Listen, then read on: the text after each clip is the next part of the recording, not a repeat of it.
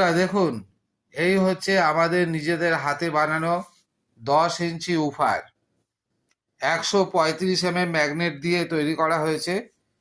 আর একটা কোয়ালিটি পাওয়া যায়, সেটা 155 ম্যাগনেটের। এটা 135 বিল্ড কোয়ালিটিটা দেখুন, ম্যাগনেটটা দেখুন, বিশাল বড় ম্যাগনেট,